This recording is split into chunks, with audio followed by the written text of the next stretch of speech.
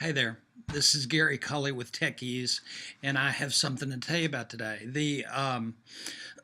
Years ago, I started making photographs that I put in mats, and at the time, it was always very difficult to relate to exactly how it looked or how it would look. We'd take a 10 by 10 photograph and we put it in a 16 by 20 frame or a 20 by 24. I'm not really sure, and wasn't really sure until I started drawing things and all. So I came up with this little bit of a setup. It is in Photoshop, and it's a kind of a layer thing that will help to relate to how the size of the photograph fits into the size of the mat. So let's jump in.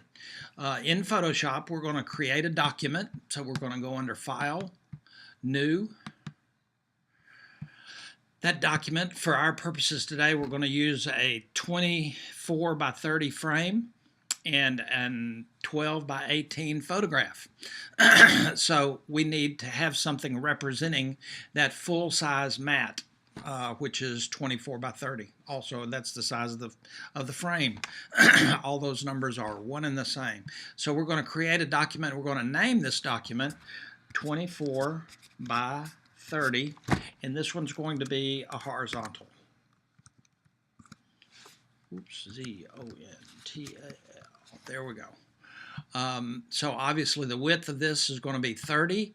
Double check to be sure that your setup says inches. The height of it is going to be 24, also inches. For my purposes, I really just use this as a kind of a visual aid. If you'd like to fix it where once you're done with it, you could print a smaller copy of it and carry it to the frame shop for them to see exactly what you're visualizing, then you might consider making that resolution 300 or 200 instead of 72. But I'm going to keep it 72 for today. And the actual contents of this background file will be white. So with all that correct, we're going to OK that. And we're going to get our 24 by 30 horizontal. You'll notice there's another document kind of waiting in the wings here behind this one.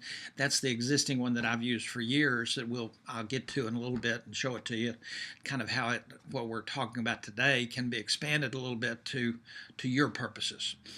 So this document 24 by 30, we are going to use our layers today. So I'm going to click on that layer, and we see at this point the only thing that's there is this background file. That's the way we want it. Now, we're going to actually make some little boxes to represent the photographs, some rectangles. So we're going to go into this tool, the rectangular marquee tool. Be sure that it is the rectangular one as opposed to elliptical or these little line single column type things. So we want rectangular marquee tool. Once we have that, we're going to possibly switch the style to fixed size. Normally this might be at normal. Normally it might be at normal. But we're moving today to a fixed size so that each time that we click the cursor, it'll make that full box, that one rectangle, 12 by 18 inches. So we want it fixed size, and we'll put in the width to be 18 and the height to be at 12. Feather, don't need it, leave it at 0.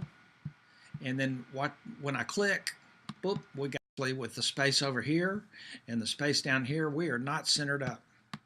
So what we need to do is get it somewhat in the center. So we can kind of move it around there. But to center us up, we need our grid. We can put a grid on our document to allow us to see quick and easy how to position the photograph on top of the mat. So here we go. We're going to hit Command, or in Windows it would be Control. Hold the Command key down and hit the quotation mark. Now we got the grid. You'll notice that my grid may be different from your grid, so we're going to go through actually how that sets up. We're still off center, and we're going to leave that alone for just a second. We're going to kind of set up the grid so that your grid might look close to this. And my suggestion is for you possibly to just kind of roll with the flow on this one. Do the grid like I've got it now. If you feel the need to have more lines or less lines or whatever, tweak it as you feel the need to. But you might want to at least consider starting where we're at today. This can be found in under Photoshop in the preferences, in guides, grid, and slices. Great place to put it right there. Once this opens, there will be a heading for grid. We can deal with all the color and that sort of thing, but the main thing that we need to set up is that the grid line happens every 25%. A plus about these percentages is that that's always going to be centered up.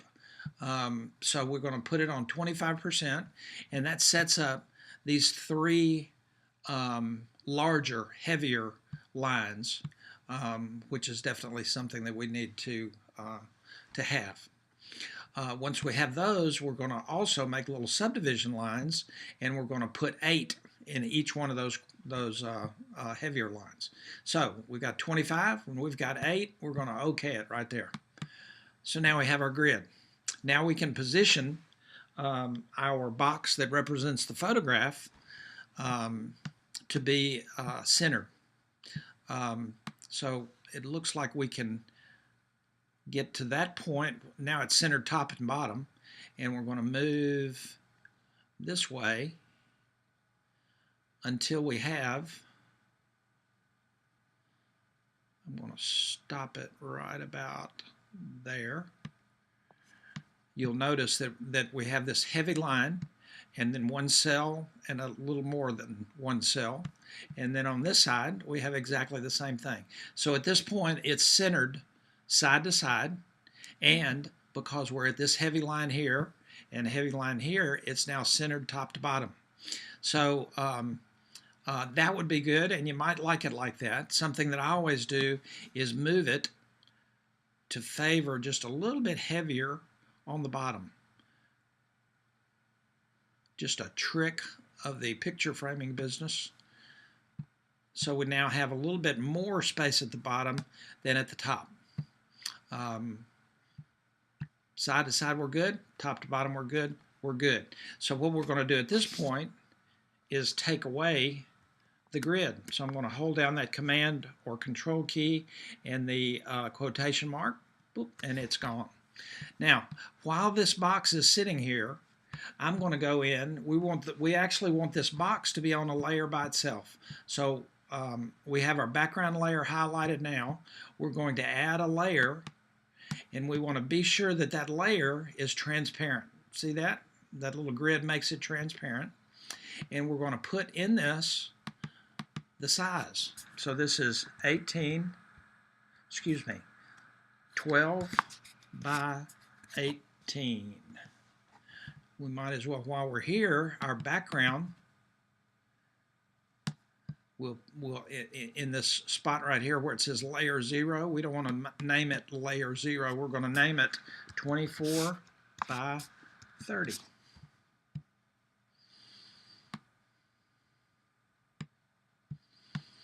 Now, while this selection's here, we're going to select the layer that is 12 by 18, and we're going to go under the Edit and Fill It.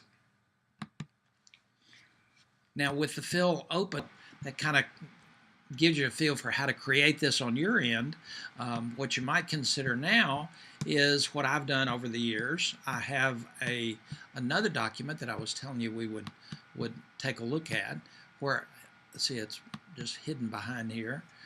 So this is the same document that is 24 by 30, and you'll see that I have different layers, so that I have a layer that's 12 by 18. I can click on it. There's my 12 by 18. Then I have a 10 by 15, which I think is a little small for that size.